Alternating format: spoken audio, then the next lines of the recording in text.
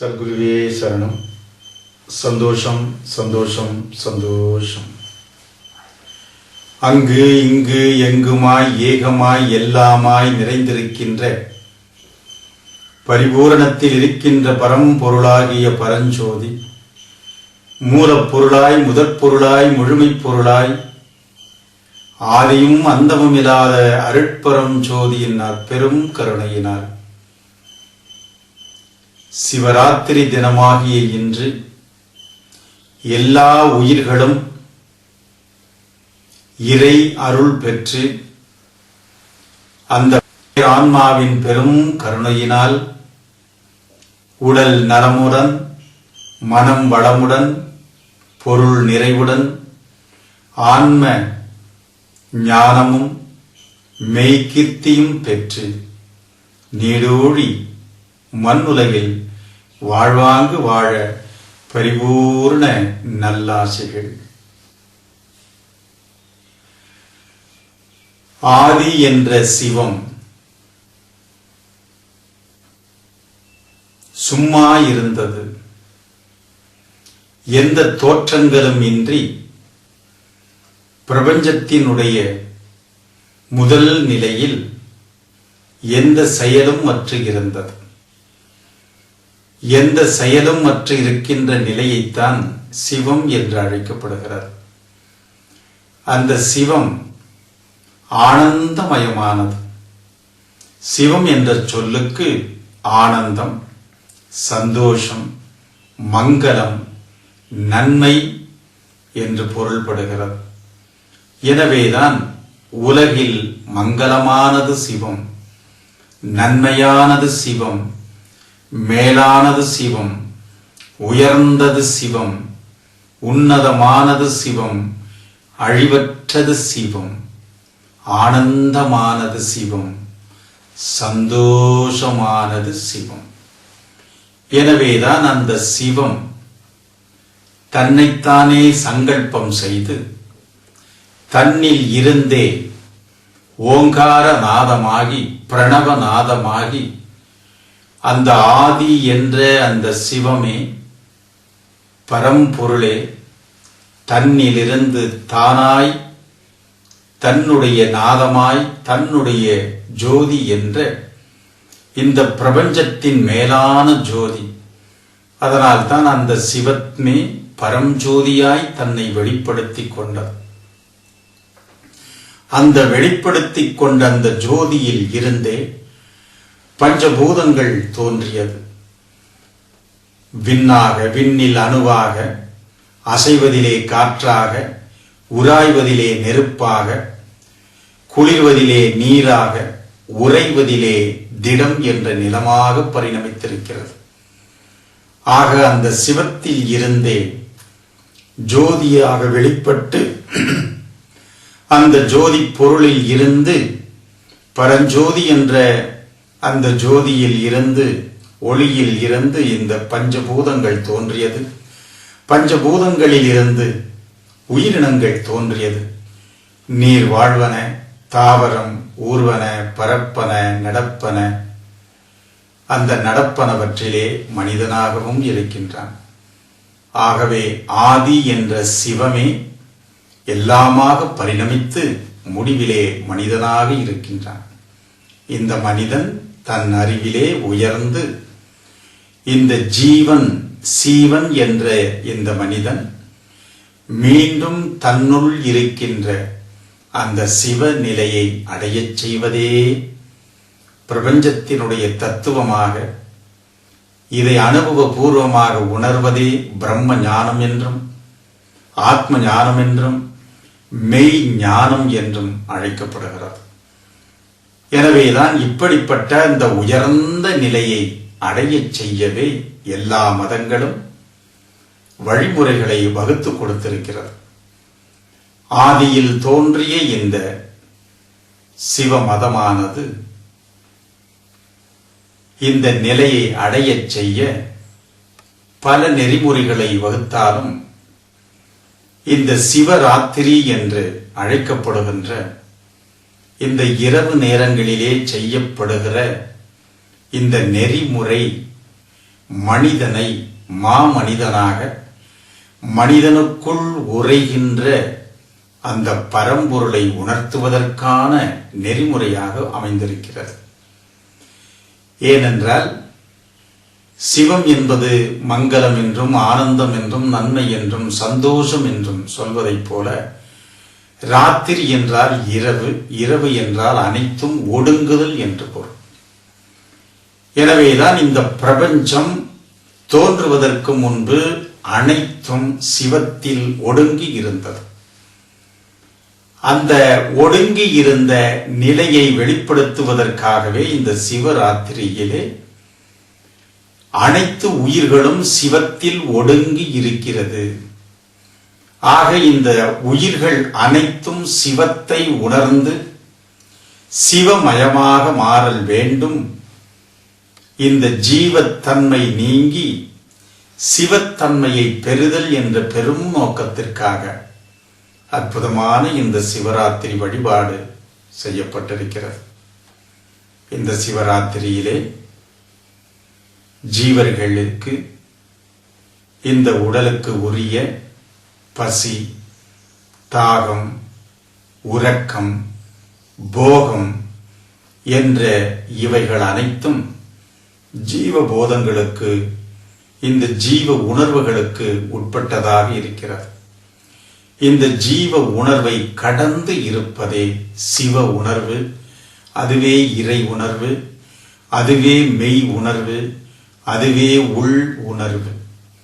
எனவேதான் இந்த புலன் உணர்வுகளை கடந்து உள்ளிருக்கின்ற கட உள் உணர்வை உணர வேண்டும் என்ற பெரும் நோக்கம்தான் எல்லா மதங்களினுடைய சாரமாக உட்பொருளாக இருக்கிறது. ஆகவேதான் இந்த மனிதனிடத்திலே மனிதனுக்கு 4 விதமான உணர்வு நிலைகள். ஒன்று உடல் உணர்வு, விழிப்பு உணர்வு. 2 கனவு உணர்வு. 3 உறக்க உணர்வு. இந்த 3 உணர்வுகளையும் கடந்து உள் உணர்வு, அதுவே மெய் உணர்வு, அதுவே அழியாத உணர்வு, அதுவே என்றும் மாறாத உணர்வு, அதுவே அங்கு இங்கு எனாதபடி எங்கும் நீக்கமர நிறைந்திருக்கின்ற உணர்வு. எனவேதான் அந்த உணர்வு நிலையை ஒவ்வொரு உணர்வும் உயிரும் உணர வேண்டும். நம் எல்லோருக்கும் ஒரு காலம், ஒரு சமயம் நம் உள் இருக்கின்ற அந்த உண்மை நிலையை, சத்திய நிலையை, கடந்த உள் மையத்தை, அந்த மெய்ப்பொருளின் பரம்பொருளின் ஒளி நிலையை அடைய எல்லா உயிர்களுக்கும் அந்த நிலை வந்தே தீரும். ஆகவேதான் அந்த நிலையை அடைவதற்கான வழிமுறைகளைத்தான் அவ்வவ்வ காலங்களில் தோன்றிய ஞான ஆசிரிய பெருமக்கள் பிரபஞ்சத்தை இயக்குகின்ற மூலத்தை உணர்ந்து, அந்த மூலப்பொருள் அனைத்தையும் இயக்குகிறது, தன்னையும் இயக்குகிறது. ஆகவே தன்னுள் இயக்குகின்ற அந்த இயக்கப் பொருளை, மூலப்பொருளை, முதற்பொருளை, எல்லாமாய் விளங்குகின்ற அந்த முழுமை பொருளை உணர்வதற்காக ஓரிடத்திலே அமர்ந்து இந்த உடலினுடைய பசியை நீக்கி மற்ற உயிர்களிடமிருந்து விலகி தனித்திருந்து அகநோக்கி விழித்திருந்து அந்த உண்மையை கண்டறிந்தார்கள். அந்த உண்மையை கண்டறிந்த நிலைகளிலே அவர்கள் ஆனந்த நிலையில் இருந்தார்கள். அவர்களின் எண்ணமும் சொல்லும் செயலும் நன்மையாகவே இருந்தது. எனவேதான் அந்த நிலையில் எல்லோரும் அடைய வேண்டும், எல்லோரும் எல்லாம் பெற்று இன்புற்று வாழ வேண்டும் என்ற உயர்ந்த நிலை.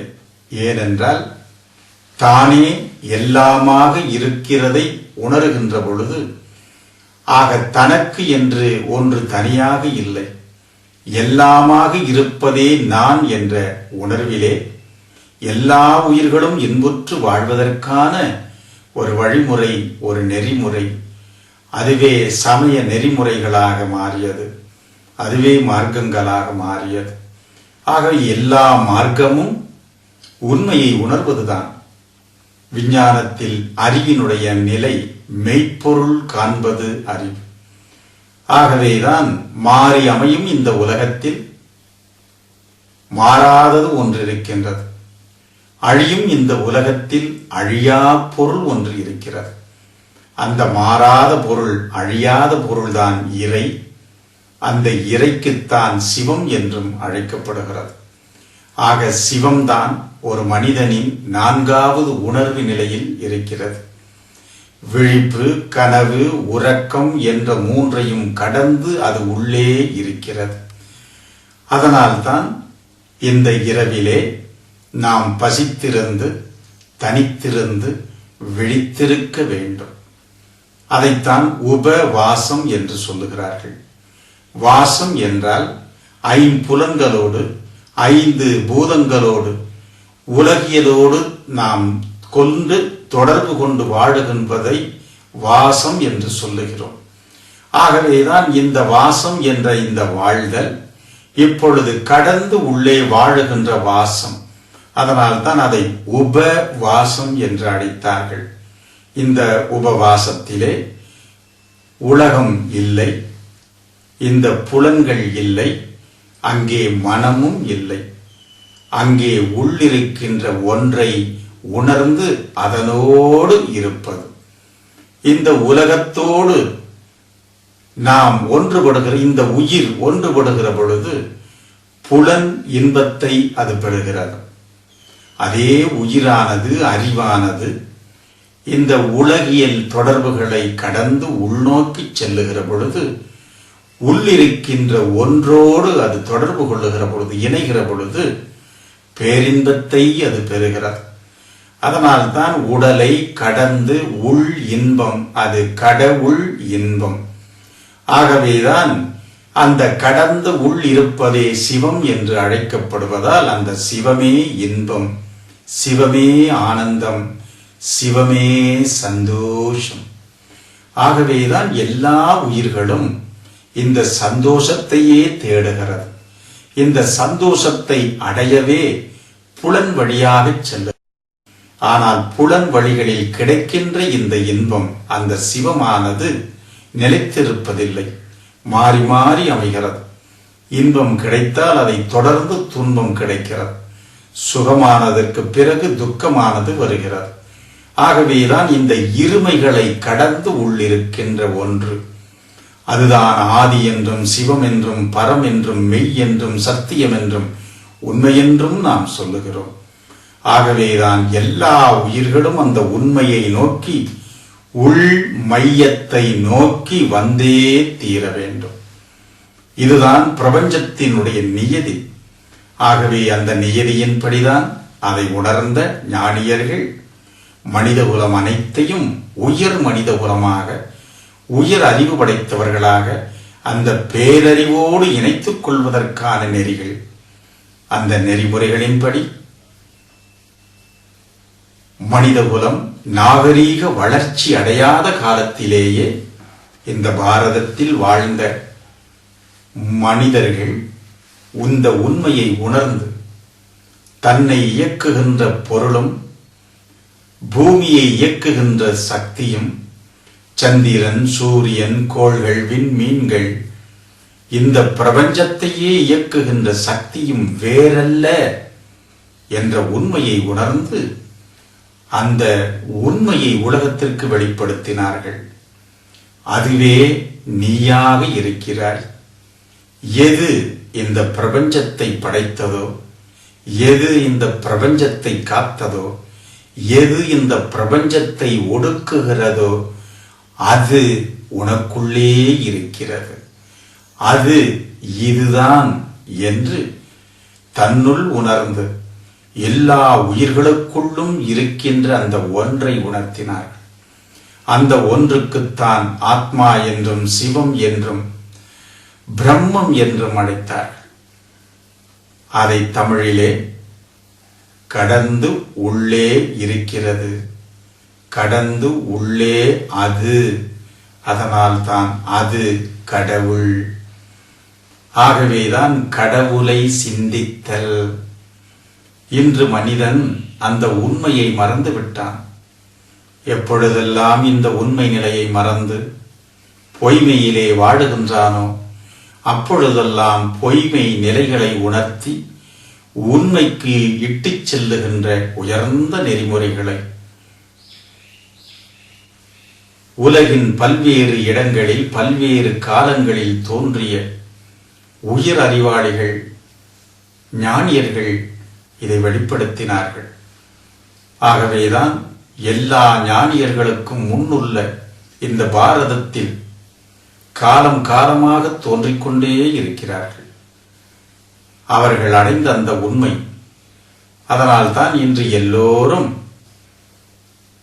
சைவ மதம் என்றும் வைணவ மதம் என்றும் சாக்த மதம் என்றும் கௌமார மதம் என்றும் கானாதிபத்திய மதம் என்றும் சௌராஷ்டிர மதம் என்றும் இஸ்லாமிய மதம் என்றும் கிறிஸ்தவ மதம் என்றும் பௌத்த மதம் என்றும் பல்வேறு மதங்கள் இருக்கின்றன. பல்வேறு மதங்களும் உண்மையை உணர்த்துவதற்காகவே இருக்கிறது. உண்மையை உணர்ந்து சத்தியத்தை உணர்ந்து சத்திய பாதைகளிலே நடக்க வேண்டும் என்பதுதான். சத்தியமே கடவுள்.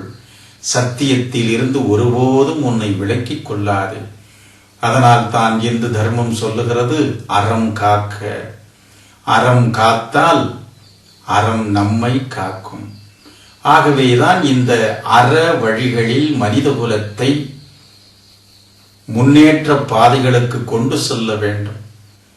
ஓர் உயிரிலிருந்து 6வது அறிவு நிலையை பெற்ற மனிதன் 7ஆம் அறிவை பெறுதல் வேண்டும்.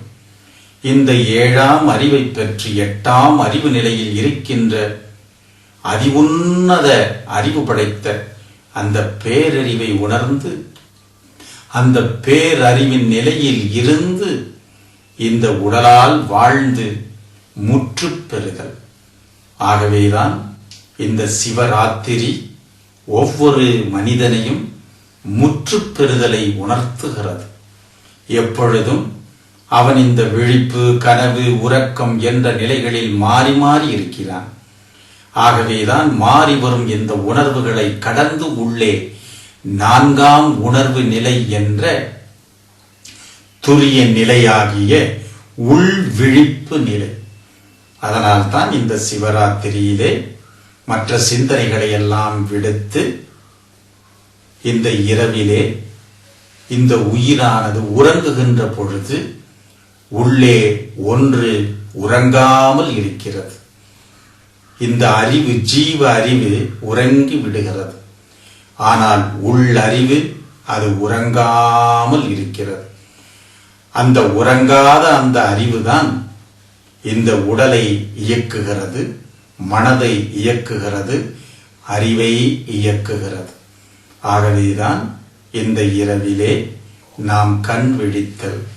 கண் விழித்தல் என்பது புறக்கண் விழித்தல் அல்ல, அகக்கண் விழித்தல். ஆகவேதான் இந்த அகக்கண்ணை விழிக்கச் செய்கின்ற அறிவுக்கண்ணை திறந்து அந்த அறிவுக்கண்ணில் அந்த பேரறிவை உணர்வதற்கான ஓர் அற்புதமான இரவுதான். எல்லா உயிர்களும் உறங்குகின்ற பொழுது அந்த சிவத்தில் தான் ஒடுங்கி இருக்கிறது. அதனால் தான் உறங்கி விழித்த பொழுது நான் ஆனந்தமாக உறங்கினேன், அமைதியாக உறங்கினேன் என்று சொல்லுகிறோம். ஆகவேதான் இந்த பிரபஞ்ச தோற்றத்திற்கு முன்பு அது பிரபஞ்சமே அமைதியில் இருந்தது, பிரபஞ்சமே ஆனந்தத்தில் இருந்தது. ஆகவேதான் சிவம் என்பது ஆனந்தமயமானது, சந்தோஷம் என்பது. அதனால் தான் நாம் எல்லோரையும் பார்க்கின்ற பொழுது அந்த உண்மையை உணர வேண்டும் என்பதற்காக சந்தோஷம் என்று சொல்லி அவர்களை வரவேற்கிறோம். சந்தோஷம் என்று சொல்லி அவர்களையும் அந்த சந்தோஷத்திற்குள்ளே அழைத்துச் செல்கிறோம். ஆகவே என் அன்புக்குரிய உலக மாந்தர்களே, இன்று சிவத்தை ஆதியை உணர்கின்ற இரவு. எனவே இந்த சிவராத்திரியிலே உடலினுடைய உணர்ச்சிகளை கடக்க பசித்திருக்கின்றோம். மற்ற எல்லோரோடும் இணைகின்ற பொழுது பல்வேறு மனோபாவங்கள் மாறுவதால் தனித்திருக்கின்றோம். அகத்திலே உறங்காமல் இருந்தால்தான் அந்த சிவத்தை உணர முடியும் என்பதற்காக விழித்திருக்கின்றோம்.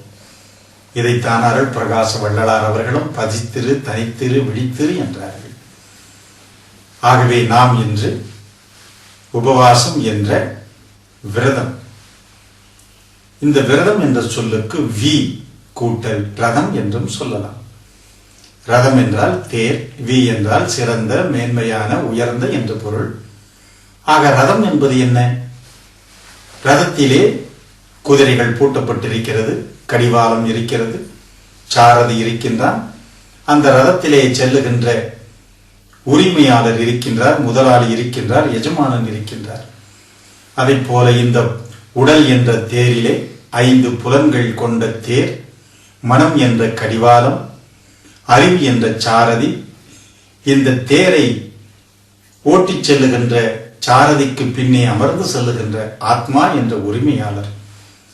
ஆகவேதான் இந்த ரதம் நன்றாக இருந்தால் தானே செல்லுகின்ற பாதை நன்றாக இருக்க முடியும். நமது வாழ்க்கை பயணம் நன்றாக இருக்க இந்த ரதம் தேவை.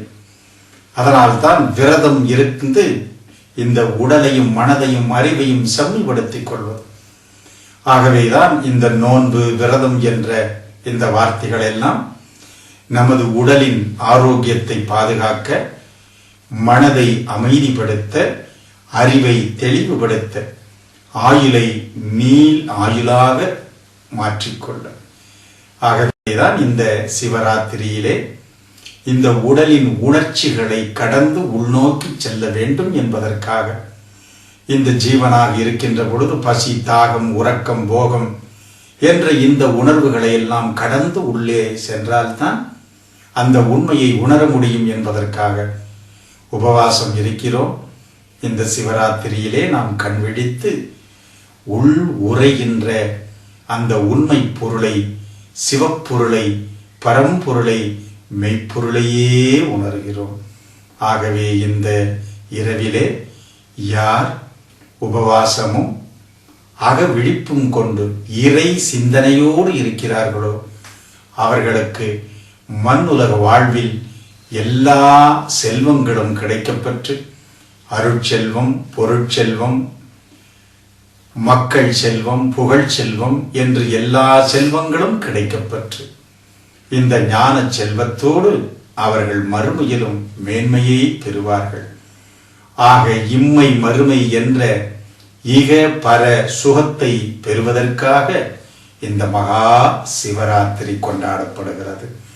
ஆகவே இந்த நாளிலே உபவாசம் இருக்கின்ற இந்த இரவு கண்விழித்து இறை சிந்தனையில் இருக்கின்ற எல்லோருக்கும் எல்லா நலமும், வளமும், மகிழ்வும், நிறைவும் பெற்று நீடோடி வாழ பரிபூர்ண நல்லாசிகள்.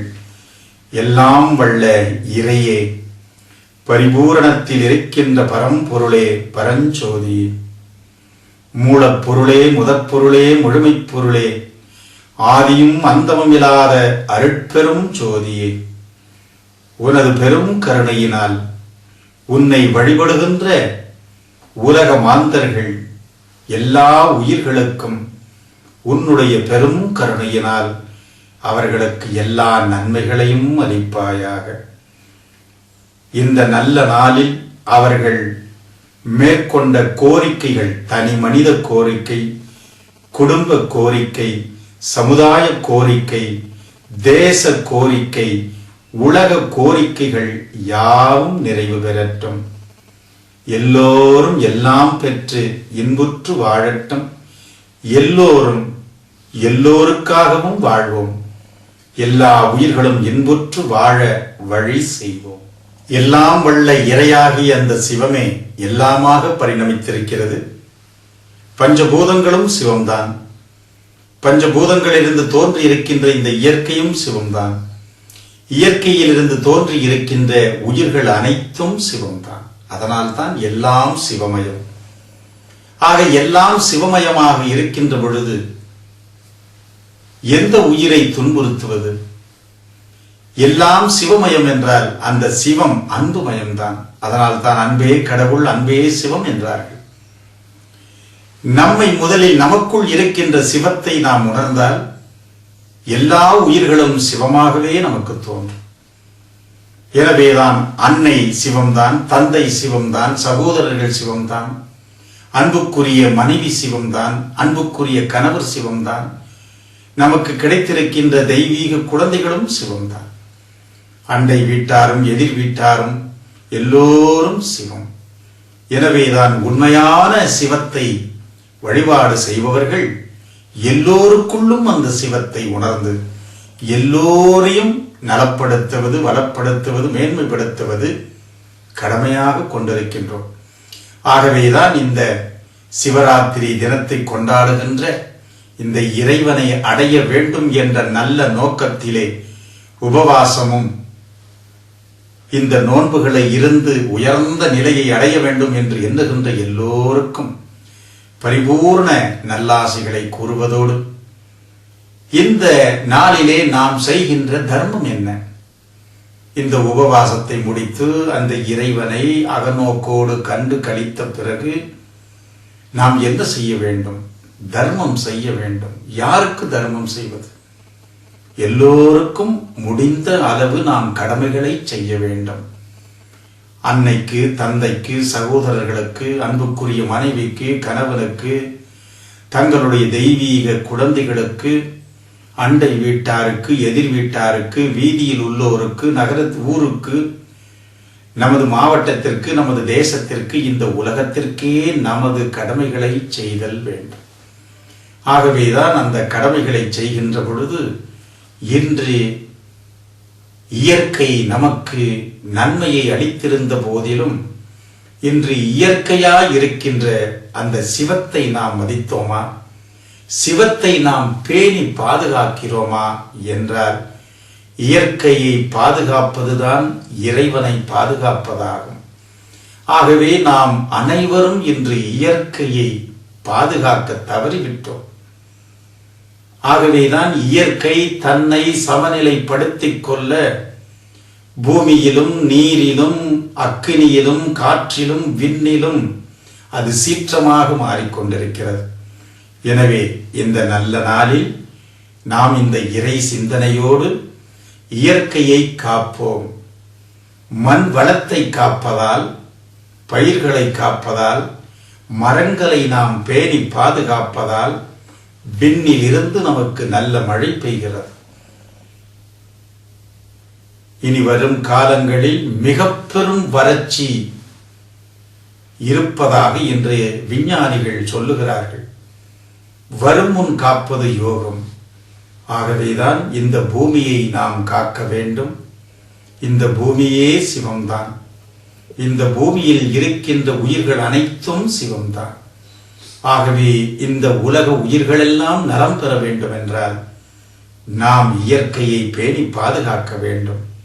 முடிந்த அளவு இல்லத்திலே அவர்கள் இயன்ற ஒரு செடியை, கொடியை, மரத்தை நட்டு பாதுகாப்பதின் மூலம் இந்த இயற்கையை நாம் பேணி பாதுகாக்கின்ற நிலைக்கு செல்லுகிறோம். எனவே என் அன்புக்குரிய மக்களே, இந்த நல்ல நாளில் ஒவ்வொருவரும் சங்கல்பம் செய்வோம். உலக சமாதான அறக்கட்டளை இயற்கையை பாதுகாக்க வேண்டும் என்ற முழுமையான முயற்சிகளிலே அது பல தவங்களை இயற்றி வருகிறது. இந்த ஞான பீடம் உலக நலத்திற்காக, உலக அமைதிக்காக, எல்லா உயிர்களும் இன்புற்று வாழ வேண்டும் என்ற பெரும் நோக்கை கொண்டு இந்த இயற்கையை பாதுகாக்க, இயற்கை வேளாண்மையை நாம் பாதுகாக்க வேண்டும். ஏனென்றால் இப்பொழுது இந்த மண்ணிலே சத்து இல்லாத மண்ணாக இருக்கிறது. நமது முன்னோர்கள் நமக்கு சத்து நிறைந்த மண்ணை நமக்கு கொடுத்து விட்டு சென்றார்கள். ஆனால் நாம் நமது சந்ததியர்களுக்கு சத்தில்லாத இந்த மண்ணைத்தான் கொடுக்க இருக்கின்றோம். சக்தி இல்லாத மண்ணிலே உணவுகள், தாவரங்கள் வடுவதில்லை. தாவரங்களே நமக்கு உணவாக இருக்கிறது. ஆகவே மண்ணில் உயிர் சத்துக்கள் இல்லாத மண்ணாக இருப்பதால் முன்பு போல இயற்கை உரங்களை இயற்கையே இயற்கைக்கு தேவையாக இருக்கிறது, செயற்கை தேவையில்லை. ஆகவே நாம் மீண்டும் இயற்கை விவசாயத்தை, இயற்கை வேளாண்மையை வளப்படுத்துவோம். ஓ அன்புக்குரிய விவசாயிகளே, நீங்கள் தான் கடவுள்கள். ஏனென்றால் உண்டி கொடுத்தோர் உயிர் கொடுத்தோரே என்று சொல்லுகிறோம். ஆகவே இந்த உண்டி என்பது மனித குலத்திற்கு மட்டுமல்ல, எல்லா ஜீவராசிகளுக்கும் தேவையானது. எல்லா ஜீவராசிகளுக்கும் தேவையானது இந்த மண்ணிலே இருக்கிறது. ஆகவேதான் இந்த மண் இன்று வளமில்லாத மண்ணாக இருக்கிறது. ஆகவே என் அன்புக்குரிய எல்லா உயிர்களுக்கும் உணவை, உயிர் சத்தை கொடுக்கின்ற விவசாய கடவுளர்கள் மீண்டும் இயற்கை வேளாண்மைக்கு சென்று இயற்கையாய் வளர்கின்ற இயற்கை உணவை நாம் உண்டு இந்த சிவம் என்ற உண்மை நிலையை உணர இந்த சைவமே சிறந்தது. ஆகவேதான் இந்த சைவ உணவு என்ற சாத்வீகமான உணவு மனித குலத்திற்கு சிறந்த உணவு, ஆரோக்கியத்திற்கு சிறந்த உணவு இந்த சாத்வீகமான உணவு தான். ஆக அந்த சாத்வீகமான உணவை உருவாக்குகின்ற விவசாய பெருங்குடி மக்கள் நீடூடி வாழ வேண்டும். ஆகவே நமக்கு நீர் நிறைய வேண்டுமா என்றால் தேவையில்லை. புறத்திலிருந்து வருகின்ற உரங்கள் வேண்டுமா என்றால் தேவையில்லை. சிறிதளவு நீரிலே நமக்கு கிடைக்கின்ற இந்த இயற்கை, நமது மரங்களிலே இருக்கின்ற அந்த இலை தலைகளையே இலை தலை சத்துக்களாக மாறுகின்ற அற்புதமான இயற்கை அதற்கு உண்டு. ஆகவே இயற்கையை காப்போம், இயற்கை வேளாண்மையை காப்போம், இந்த மண் வளத்தை காப்போம், மண் உயிர் வளத்தை காப்போம். ஆகவேதான் எல்லா உயிர்களும் இன்புற்று வாழ வகை செய்வோம். எல்லாம் சிவமயம், எல்லாம் சிவமயம், எல்லாம் அன்புமயம், எல்லாம் அன்புமயம். அன்பே கடவுள், அன்பே உலகம், அன்பே உயிர். ஆகவே எல்லா உயிர்களையும் காக்க தாவர உயிர்களை காப்போம். ஒவ்வொருவரின் இல்லத்திலும் ஒரு தன்னால் இயன்ற ஒரு மரத்தையாவது வைத்து மண் வளத்தை காப்போம், விண் வளத்தையும் காப்போம். சந்தோஷம், சந்தோஷம், சந்தோஷம்.